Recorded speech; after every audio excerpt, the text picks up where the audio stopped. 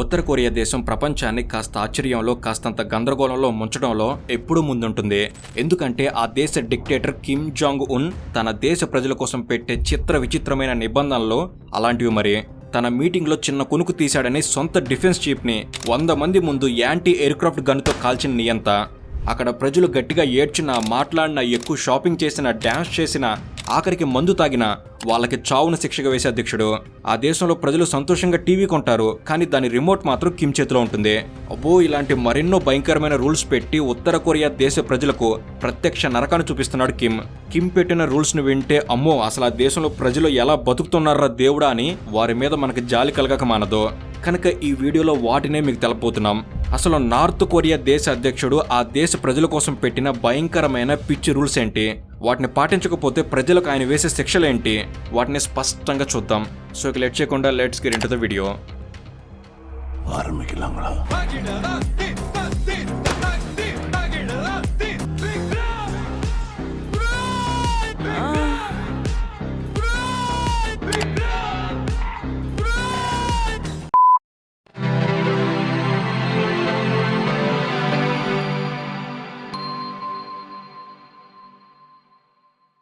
Rule number 1, portrait శిక్షలు. ఉత్తర కొరియాలో ఉండే ప్రజలు తప్పనిసరిగా తమ ఇంట్లో తమ లీడర్ల ఫోటోలు పెట్టాలి. పెట్టడం అంటే ఊరికి అలా పెట్టడం కాదు, ఆ ఫోటోలను గోడపై అన్నిటికంటే పై ఎత్తులో ఉంచాలి. వాటి పక్కన మరి ఏదైనా పెయింటింగ్, సర్టిఫికేట్, డెకరేషన్ లాంటివి పెట్టినా, లేదా ఈ ఫోటోలపై దుమ్ము ధూళి ఉన్నా దాన్ని రాజకీయ నేరంగా చూస్తారు. ఫోటోలపై దుమ్ము ఉంది కదా అని ఏ క్లాత్తో పడితే ఆ క్లాత్తో తొడకూడదు. ఫోటోలను శుభ్రం చేయడానికి ప్రభుత్వమే ప్రత్యేకమైన తెల్లటి క్లాత్ని ఇస్తుంది. ఈ క్లాత్తో కేవలం లీడర్స్ ఫోటోలను మాత్రమే తొడవాలి. అలా చేయకపోతే భారీ మూల్యం చెల్లించక తప్పదు.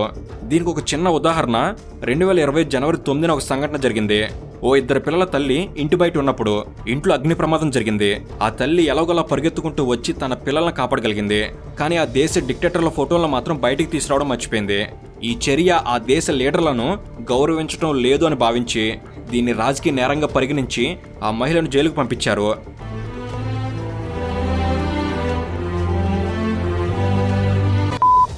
ఇలా ఆ దేశ అధ్యక్షుడు కిమ్ జాంగ్ ఉన్ తన తండ్రి కిమ్ జాంగ్ ఉల్ ఫోటోలను ప్రజలు తమ ఇంట్లో అన్నిటికంటే పై స్థాయిలో పెట్టకపోయినా, వాటిని సరిగ్గా శుభ్రం చేయకపోయినా అది రాజకీయ నేరం అని చెప్పి వారికి జైలు శిక్ష కానీ మరణశిక్ష కానీ విధిస్తారు. ఇక rule number 2, never copy the leader. మన దేశంలో ఎవరైనా ఎప్పుడైనా ఎవరి హెయిర్ స్టైల్ అయినా చేయించుకోవచ్చు. అంటే దేశముద్ర వచ్చినప్పుడు యూత్ అంతా అల్లు అర్జున్ హెయిర్ స్టైల్ని, ప్రేమదేశం వచ్చినప్పుడు అబ్బాస్ హెయిర్ స్టైల్ని, ధోని లాంటి పొడవాటి హెయిర్ స్టైల్ని, ఇలా ఎవరైనా ఎప్పుడైనా వారికి నచ్చినట్టుగా మన దేశంలో తమ స్టైల్ని మార్చుకోవచ్చు. కానీ ఉత్తర కొరియాలో మాత్రం అలా కాదు. అక్కడ మగవారికి 10 రకాల హెయిర్ స్టైళ్లు, ఆడవారికి 18 రకాల హెయిర్ స్టైళ్లు మాత్రమే అందుబాటులో ఉంటాయి. వాటిలో ఏదో ఒక దాన్ని మాత్రమే చూస్ చేసుకుని ఆ స్టైల్లో మాత్రమే హెయిర్ కట్ చేయించుకోవాలి. ఇక బయట దేశాలు అంటే అమెరికా, ఇండియా వంటి ఇతర దేశాల్లోని ఏదైనా హెయిర్ స్టైల్ నచ్చినా కూడా ఇక్కడ చేయించుకోవడం పూర్తిగా నిషేధం. ఇక ఆ దేశంలో అత్యంత పెద్ద నేరం ఆ దేశ అధ్యక్షుడు కిమ్ హెయిర్ స్టైల్ని కాపీ చేయడం. ఎందుకంటే కిమ్ ఒక్కరే ఈ ప్రత్యేక హెయిర్ స్టైల్ని వేసుకునే అధికారం ఉన్న వ్యక్తి. ఎవరైనా ఆయన స్టైల్ని కాపీ చేయాలనుకుంటే వారి మెడ మీద తలకే ఉండదు. ఇక రూల్ నెంబర్ 3, అందరూ సైనికులే. ఉత్తర కొరియాలో మిలిటరీ సర్వీస్ తప్పనిసరి. 17 ఏళ్ల వయసు వచ్చిన వెంటనే మగవారైతే 10 సంవత్సరాలు, ఆడవారైతే 7 సంవత్సరాలు మిలిటరీలో సేవ చేయాలి. హైట్ తక్కువ ఉన్నవారికి కానీ, ఏదైనా అంగవైకల్యం ఉన్నవారికి కానీ, లేదా చదువులో అసాధారణ ప్రతిభ ఉన్నవారికి మాత్రమే కొన్ని మినహాయింపులుంటాయి. ఇక దాదాపు అందరూ మిలిటరీలో చేరి దేశానికి సేవ చేయాల్సిందే. ఉత్తర కొరియా ఐడియాలజీ మన ఇండియా ఐడియాలజీకి పూర్తి విరుద్ధంగా ఉంటుంది. ఇలాంటి ఒక రూల్ని ఇండియాలో కూడా అమలు చేస్తే బాగుంటుందంటారా లేదా? తప్పకుండా కామెంట్స్లో తెలపండి. ఇక రూల్ నెంబర్ 4, ఎవరూ తప్పించుకోలేరు, ప్రతి ఒక్కరూ క్రిమినల్స్ లాంటి వాళ్ళే. ఉత్తర కొరియాలో ఉన్న ఈ రూల్ని వింటే మీ హృదయం ముక్కలవడం ఖాయం. అదే 3 జనరేషన్ రూల్. మామూలుగా మన ఇండియాలో ఎవరైనా నేరం చేస్తే శిక్ష ఆ నేరం చేసిన వ్యక్తికి మాత్రమే వేస్తారు, అంతేకాని ఆ వ్యక్తికి సంబంధించిన కుటుంబానికి వేరు. కానీ ఉత్తర కొరియాలో పరిస్థితి దీనికి పూర్తిగా వేరుగా ఉంటుంది. అక్కడ క్రైమ్ రేట్ తగ్గించడానికి, పబ్లిక్లో భయం కలిగించడానికి ప్రభుత్వం 3 జనరేషన్ రూల్ అనే కఠినమైన నియమాన్ని అమలు చేస్తుంది. ఉదాహరణకి ఒక కుటుంబంలో 3 ఉన్నారనుకుందాం, తాత, కొడుకు, మనవడు. ఇప్పుడు కొడుకు ఏదైనా నేరం చేస్తే కేవలం కొడుకు మాత్రమే కాదు, తాతకి, మనవడికి ఇద్దరికీ కూడా శిక్ష ఉంటుంది. ఈ రూల్లో అత్యంత బాధాకరమైన విషయం ఏమిటంటే, ఒకవేళ 3వ తరం పిల్లలు నేరం జరిగే సమయానికి పుట్టకపోయినా, అక్కడ జైల్లోనే పుట్టినా కూడా వాళ్ళు జీవితాంతం జైల్లోనే బతకాలి. ఇక rule number 5, alert in the meeting. మన దేశ ప్రధానమంత్రి పక్కన రక్షణ మంత్రి ఉన్నట్లుగానే కిమ్ పక్కన అత్యంత నమ్మకస్తుడైన కొరియా డిఫెన్స్ మినిస్టర్ హియోన్ హోంగ్ చోల్ ఉంటారు. ఆయన కిమ్కి అత్యంత ముఖ్యమైన వ్యక్తి. 2015 ఏప్రిల్లో ఒకసారి కిమ్ మీటింగ్లో మాట్లాడుతుండగా ఈ డిఫెన్స్ మినిస్టర్ అనుకోకుండా ఆ మీటింగ్లో నిద్రపోయాడు. ఇక అంతే, ఆయన అదే నెల ఏప్రిల్ 30న అధ్యక్షుడి పట్ల అవిశ్వాసం చూపిన నేరానికి 100 మందికి పైగా జనాలు చూస్తుండగా ఒక ఫైరింగ్ రేంజ్ దగ్గర యాంటీ ఎయిర్క్రాఫ్ట్ గన్నుతో అతన్ని పేల్చి చంపేశారు. కిమ్ ఏదైనా మాట్లాడుతున్నప్పుడు ఎవరైనా సరే బాడీని మైండ్ని అలర్ట్గా ఉంచుకోవాలి. కళ్ళు మూతలు పడ్డాయో వారికి నెక్స్ట్ బర్త్డే లేనట్టే. Rule number 6, you laugh you die. శతకోటి దరిద్రాల్లో ఇదొక దరిద్రం. మామూలుగా మన దేశంలో ఒకప్పుడు, ఇప్పుడు కాదులేండి, ప్రతి సంవత్సరం జనవరి 30న స్కూల్స్లో గాంధీజీ స్మృతిగా 2 నిమిషాల మౌనం పాటించే వాళ్ళం కదా. అలాగే ఉత్తర కొరియాలో కూడా తమ సుప్రీం లీడర్ల జ్ఞాపకార్థం మౌనం పాటిస్తారు. కానీ ఇక్కడ సమస్య ఏమిటంటే అది 2 నిమిషాల మౌనం కాదు, ఏకంగా 14,400 నిమిషాల మౌనం. అంటే మొత్తం 10 రోజుల పాటు తీవ్రమైన శోకం పాటించాలి.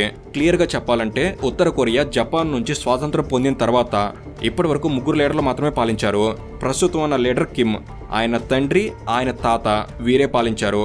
You laugh you die rule ప్రకారం కిమ్ తాత లేదా తండ్రి డెత్ యానివర్సరీ టైంలో 10 రోజుల పాటు ఎవరూ నవ్వకూడదు, ఎవరూ గట్టిగా ఏడవకూడదు, గట్టిగా మాట్లాడకూడదు, షాపింగ్ చేయకూడదు, డ్యాన్స్ చేయకూడదు, ఆఖరికి ఆల్కహాల్ కూడా తాగకూడదు. ఇంకా పెద్ద విషయం ఏమిటంటే ఈ 10 రోజుల్లో ఎవరి బర్త్డే వచ్చినా కూడా సెలబ్రేట్ చేసుకోవడం నిషిద్ధం. వారు దుఃఖంలో మునిగి ఉండాల్సిందే. ఇక్కడ ఇంకో భయానకమైన విషయం, ఈ 10 రోజుల్లో ఎవరైనా చనిపోయినా అక్కడ ఏడవడం కూడా నిషిద్ధం. ఫ్యూనరల్ కూడా చేయకూడదు. 10 రోజులు పూర్తయిన తర్వాతే అంత్యక్రియలు చేసుకోవాలి. అంతవరకు శవాన్ని ఇంట్లో ఉంచుకోవాలి. ఇక రూల్ నెంబర్ 7, నేషనల్ క్యాపిటల్లో బతకడానికి పర్మిషన్ కావాలి. మన దేశానికి ఢిల్లీ క్యాపిటల్ సిటీ. దేశం ఏ మూలలో ఉన్నైనా ఎవరైనా సరే ఢిల్లీ వెళ్ళి ఉండొచ్చు. అందుకు ఎలాంటి పర్మిషన్ తీసుకోక్కర్లేదు, హాయిగా వెళ్ళొచ్చు, ఉండొచ్చు. దానికి మన గవర్నమెంట్ పర్మిషన్ అవసరం లేదు. కానీ ఉత్తర కొరియాకు కూడా ఒక క్యాపిటల్ సిటీ ఉంది, అదే పోంగ్యాంగ్. ఈ దేశ రాజధానిలోకి సామాన్య ప్రజలకు అనుమతి లేదు. పోంగ్యాంగ్లో ఉండాలి అంటే మీరు గవర్నమెంట్ నుండి స్పెషల్ పర్మిషన్స్ తీసుకోవాలి. డాక్యుమెంట్స్ చూపించి మరి మీరు రాజధానిలో ఉండేందుకు అర్హులను నిరూపించుకోవాలి. ఎందుకంటే కిమ్కి కావాల్సింది పోంగ్యాంగ్లో కేవలం ధనికులు, ప్రభావవంతులు, ఎలైట్ క్లాస్ వాళ్ళు మాత్రమే ఉండాలని. ఇది పిచ్చికి పరాకాష్ట. ఇక రూల్ నెంబర్ 8, ఓటింగ్ కంపల్సరీ.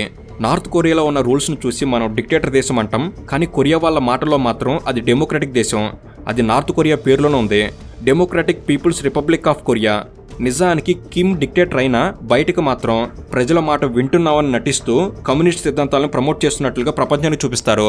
అందుకే అక్కడ కూడా ఓటింగ్లు, ఎలక్షన్లు ఉంటాయి. కానీ దారుణమైన విషయం ఏమిటంటే ఎలక్షన్లో నిలబడేది మాత్రం ఒకే ఒక క్యాండిడేట్, అతడే కిమ్. మన ఇండియాలో ఎలక్షన్స్ వస్తే బీజేపీ, కాంగ్రెస్, తెలుగుదేశం, ఆమ్ ఆద్మీ పార్టీ అంటూ 100కు పైగా పార్టీలు వేల క్యాండిడేట్స్తో ఎలక్షన్లో పాల్గొంటారు. కానీ నార్త్ కొరియాలో మాత్రం పరిస్థితి దీనికి పూర్తిగా వ్యతిరేకం. అక్కడ ఉన్నది ఒకే ఒక పార్టీ, అదే వర్కర్స్ పార్టీ ఆఫ్ కొరియా. ఆ పార్టీలోనూ కేవలం ఒక్కరే అభ్యర్థి, ఆయనే కిమ్. ఇక ఇక్కడ ఓటింగ్ వేయడం అనేది తప్పనిసరి. నార్త్ కొరియాలో 17 ఏళ్లు దాటిన ప్రతి పౌరుడు ఓటు వేయాల్సిందే. ఓటు వేయకపోతే వారికి శిక్ష తప్పదు. అందుకే నార్త్ కొరియాలో ఎప్పుడు 100% ఓటింగ్ ఉంటుంది. కానీ ఆ 100% ఓటింగ్ అంతా కూడా కిమ్కే ఉంటుంది. ఇక రూల్ నెంబర్ 9, ట్రావెల్ కోసం పర్మిషన్ తప్పనిసరి. ఇండియాలో ఒక నగరం నుంచి ఇంకో నగరానికి వెళ్లాలంటే పాస్పోర్ట్ కానీ ఎవరి పర్మిషన్ కానీ అవసరం లేదు. కానీ నార్త్ కొరియాలో అయితే ఒక నగరం నుంచి ఇంకో నగరానికి వెళ్లాలంటే స్పెషల్ పర్మిషన్ తీసుకోవాలి. పర్మిషన్ డాక్యుమెంట్స్ లేకపోతే మీరు ట్రావెల్ చేయడానికి అనుమతి ఇవ్వరు. ఇక రూల్ నెంబర్ 10, టీవీ. నార్త్ కొరియాలో దిగుమతులు, ఎగుమతులపై గట్టి ఆంక్షలతో పాటు ప్రపంచ ఆర్థిక వ్యవస్థలో భాగం కానందువల్ల ఎక్కువ మంది ప్రజలు ఆకలితో ప్రాణాలు కోల్పోతున్నారు. అక్కడ టీవీ, ఫ్రిడ్జ్, వాషింగ్ మిషన్ వంటి బేసిక్స్ థింగ్స్ కూడా అనేక మందికి అందుబాటులో లేవు. ఒకవేళ ఎవరి ఇళ్లలో అయినా టీవీలు ఉన్నా అందులో కేవలం 4 స్టేట్ ఓన్డ్ ఛానల్స్ మాత్రమే వస్తాయి. ఆ ఛానల్స్లో రోజంతా కిమ్ జాంగ్ ఉన్ని దేవుడిగా ప్రొజెక్ట్ చేస్తుంటారు. అక్కడి ప్రజలకు బయట ప్రపంచం గురించి ఏ సమాచారం ఉండదు. కొంతమంది సీక్రెట్గా USB డ్రైవ్ల ద్వారా హాలీవుడ్ సినిమాలు, వెబ్ సిరీస్లు చూసే ప్రయత్నం చేస్తారు. అయితే పట్టుబడితే డిక్టేటర్కి నచ్చిన శిక్షణ వాళ్ళకి వేస్తాడు. ఇక రూల్ నెంబర్ 11, వెస్ట్రన్ కల్చర్ నిషిద్ధం. నార్త్ కొరియాలో ఫ్యాషన్ మీద కూడా కఠిన నిబంధనలు ఉన్నాయి. కేవలం 28 హెయిర్ స్టైల్స్కు మాత్రమే పర్మిషన్ ఉంది. వెస్ట్రన్ క్లాస్ వేసుకోకూడదు, షార్ట్ స్కర్ట్స్, లెదర్ జాకెట్లు నిషేధం, హెయిర్కి బ్రౌన్ కలర్ వేసుకోకూడదు, హై హీల్స్ వేసుకోవద్దు, నైకీ, అడిడాస్ వంటి బ్రాండ్స్ వాడరాదు. కిమ్ వేసుకునే మోడల్స్ మాత్రమే ఫాలో అవ్వాలి. ఆ దేశంలో ఫ్యాషన్ పోలీస్ అనే ప్రత్యేక విభాగం ఉంది. వీళ్ళు ప్రజలు ఫ్యాషన్ రూల్స్ని సరిగ్గా పాటిస్తున్నారా లేదా నిరంతరం గమనిస్తారు. నార్త్ కొరియాలో ఫ్యాషన్ పోలీసులు రోడ్డు పైన, ఇంట్లోనో ఎప్పుడైనా దూసుకొచ్చి తనిఖీ చేయొచ్చు. ఎవరైనా ప్రభుత్వం పెట్టిన రూల్స్కి విరుద్ధంగా ఉన్న దుస్తులు వేసుకుంటే వాళ్ళని పట్టుకొని తీసుకెళ్తారు. కానీ అదే టైంలో కిమ్ మాత్రం పెద్ద హిపోక్రసీ. అతని భార్య రీ సోల్ జూ మాత్రం branded purse, luxury western brands వాడుతుంటుంది. అంతేకాదు నార్త్ కొరియాలోని రాజధాని పోంగ్యాంగ్ నగరంలోని డేసంగ్ డిపార్ట్మెంట్ స్టోర్లో చానెల్, రోలెక్స్, అడిడాస్ లాంటి అన్ని వెస్ట్రన్ లగ్జరీ బ్రాండ్ ప్రొడక్ట్లు దొరుకుతాయి. కానీ వీటిని కొనుగోలు చేయడానికి అక్కడున్న ప్రజలందరికీ అనుమతి లేదు. కేవలం అధికార యంత్రాంగానికి సంబంధించిన ఎలైట్ వర్గానికి మాత్రమే ఆ ఛాన్స్ ఉంది. ఒరే అన్న రూల్స్ పెడతారు, ఆయన ఫాలో అవ్వరు, కానీ మనం ఫాలో అవ్వాలి. నిజానికి కిమ్ భార్య కూడా ఖరీదైన వెస్ట్రన్ బ్రాండ్ డ్రెస్సులనే ధరించడానికి ఇష్టపడుతుంది. అంటే మీరు పేదవారైతే నార్త్ కొరియాలో ఫ్యాషన్ పోలీస్ మీపై ఎప్పుడైనా దాడి చేస్తారు. కానీ మీరు డబ్బున్న వర్గాలకు చెందిన వారైతే ఏ రూల్స్ కూడా మీకు వర్తించవు. ఇక రూల్ నెంబర్ 12, ఇంటర్నేషనల్ కాల్ చేయడం నేరం. ఇండియాలో మన బంధువులు విదేశాల్లో ఉంటే వారికి ఎప్పుడైనా ఫోన్ చేసి మాట్లాడడం సాధారణమే. కానీ నార్త్ కొరియాలో ఇలా మాట్లాడడం అంత సులువు కాదు. అక్కడ ఇంటర్నేషనల్ కాల్ చేయడం నేరం. ఎవరైనా ప్రయత్నిస్తే పట్టుబడితే నేరుగా జైలుకు పంపిస్తారు లేదా మరణశిక్ష వేస్తారు. 2017లో ఒక సంఘటన జరిగింది. ఓ ఫ్యాక్టరీ యజమాని తన ఫ్యాక్టరీ బేస్మెంట్లో ఒక సీక్రెట్ సెటప్ పెట్టి అక్కడి నుండి ఇంటర్నేషనల్ కాల్స్ చేసేవాడు. ఇది తెలుసుకున్న ప్రభుత్వం అతన్ని 5 లక్షల మంది ప్రజల ముందు తీసుకొచ్చి కాల్చి చంపింది. నార్త్ కొరియాలో కొరియోలింక్ అనే మొబైల్ నెట్వర్క్ కంపెనీ ఉంది. ఇది అన్ని ఇంటర్నేషనల్ కాల్స్ ని బ్లాక్ చేస్తుంది. అంతేకాకుండా దేశ సరిహద్దుల వద్ద జామింగ్ టవర్లు ఏర్పాటు చేసి ఎవరు విదేశాల్లో ఉండేవారితో మాట్లాడకుండా చేస్తారు. ఇక రూల్ నెంబర్ 13, కేపాప్ చూడకూడదు. నార్త్ కొరియాలో పోర్నోగ్రఫీని చూడడం కఠినంగా నిషేధించబడింది. ఇండియాలోనూ కొంతమేర నిషేధం ఉన్నా ఇక్కడ ప్రైవేట్గా చూస్తే జైలుకు పోవాల్సిన అవసరం లేదు. కానీ నార్త్ కొరియాలో మాత్రం ఓ టీనేజ్ బాలుడు పోర్ను చూస్తూ పట్టుబడినప్పుడు అతన్ని అతని కుటుంబంతో సహా పట్టుకొని వారి ఊరికి దూరంగా ఉన్న ఒక అడవి పోలా ప్రాంతానికి పంపేశారు. ఇంతేకాదు నార్త్ కొరియాలో సౌత్ కొరియా డ్రామాలు చూస్తూ పట్టుబడిన కఠిన శిక్షలు పడతాయి. కేవలం కే డ్రామా చూసినందుకు 16 సంవత్సరాల వయసున్న 2 కుర్రాలకు పబ్లిక్ గా 12 ఏళ్ల హార్డ్ లేబర్ శిక్ష విధించారు. ఇక rule number 14, power cut every night. మీరు రాత్రి టైంలో భూమిని తీసిన శాటిలైట్ ఫోటోలు చూస్తే అందులో అన్ని దేశాలు వెలుగుతో మెరిసిపోతుంటాయి. కానీ నార్త్ కొరియా మాత్రం చీకట్లో మునిగిపోయినట్టుంటుంది. జపాన్, దక్షిణ కొరియా, చైనా వంటి దేశాలు లైట్స్తో వెలిగిపోతుంటే నార్త్ కొరియాలో మాత్రం చిన్న వెలుగు కనిపిస్తుంది. అది కూడా రాజధాని పోంగ్యాంగ్లోని అధికార వర్గాల కోసం మాత్రమే. ఇక్కడ విద్యుత్ పరిస్థితి దారుణంగా ఉంటుంది. పాతబడిపోయిన ఇన్ఫ్రాస్ట్రక్చర్, తక్కువ ఎనర్జీ సోర్సులు, మిలిటరీకి ఎక్కువ ప్రాధాన్యత ఇవ్వడం వల్ల సాధారణ ప్రజలకు విద్యుత్ లభించడం చాలా కష్టం. కొన్ని గ్రామాల్లో సంవత్సరానికి ఒక్కరోజు మాత్రమే కరెంట్ వస్తుంది. అంతేకాదు సాధారణ ప్రజల ఇళ్లలో మైక్రోవేవ్ ఉండడం కూడా ఇల్లీగల్. ఇక ఫైనల్గా రూల్ నెంబర్ 15, ఎగ్జిట్ బ్యాన్. భారతదేశపు పౌరులు విదేశాలకు చదవడానికి, పర్యటించడానికి లేదా ఉద్యోగానికి వెళ్లాలనుకుంటే ఆ దేశ వీసాలు తీసుకుని బయటకు వెళ్ళొచ్చు. కానీ నార్త్ కొరియాలో ఇలా ఆ దేశ పౌరులు విదేశాలకు వెళ్లడం అస్సలు సాధ్యం కాదు. ఆ దేశంలో ఎవరు పుట్టినా వారు అక్కడే చనిపోవాల్సిందే. ఎవరైనా దేశం వదిలి పారిపోవడానికి ప్రయత్నిస్తూ దొరికిపోతే వారికి వెంటనే 3 జనరేషన్ రూల్ అమలవుతుంది. లేదా బోర్డర్ దాటేటప్పుడు పట్టుబడ్డారంటే కనపడ్డ చోటే కాల్చి చంపేస్తారు. ఇలా తమ ప్రాణాలు సైతం లెక్క చేయకుండా బోర్డర్ దాటుతూ చాలా మంది నార్త్ కొరియా నుండి పారిపోవడానికి ప్రయత్నించారు. అందులో చాలా మంది చనిపోయిన వారు కూడా ఉన్నారు. అదృష్టం ఉన్నవారు ఎలాగోలా ఆ దేశం నుంచి తప్పించుకొని సౌత్ కొరియాకు, చైనాకు పారిపోయిన వారు ఉన్నారు. కొరియన్ వార్ తర్వాత దాదాపు 30,000 కంటే ఎక్కువ మంది పౌరులు సురక్షితంగా నార్త్ కొరియా నుండి పారిపోయారు. సో ఇది ఫ్రెండ్స్, ఇలా భయంకరమైన రూల్స్ పెడుతూ తన పైత్యాన్ని ప్రజలపై రుద్దుతుంటే ఆ ప్రజలు అటు పారిపోలేక, ఆ దేశంలో ఉండలేక ప్రత్యక్ష నరకాన్ని చూస్తున్నారు. ఆ దేశ ప్రజలకు ఈ పిచ్చి తొక్కులకు లాంటి నియంత్రణ నుంచి ఎప్పుడు విముక్తి కలుగుతుందో ఆ దేవుడికి తెలియాలి. సో ఇది ఫ్రెండ్స్. అండ్ ఈ రూల్స్ పై మీ అభిప్రాయం ఏమిటి? తప్పకుండా మీరు కామెంట్స్లో తెలపండి. అండ్ ఇలాంటి మరిన్ని ఇన్ఫర్మేటివ్ వీడియోస్ ఇక్కడ నుంచి వెంటనే తీసుకురాబోతున్నాం. ప్రతి ఒక్కటి మీ వరకు చేరేందుకు తప్పకుండా మన ఛానల్ సబ్స్క్రైబ్ చేసుకుని బిల్ని రెడీగా పెట్టుకోగలరు. Thank you for watching. Have a good day.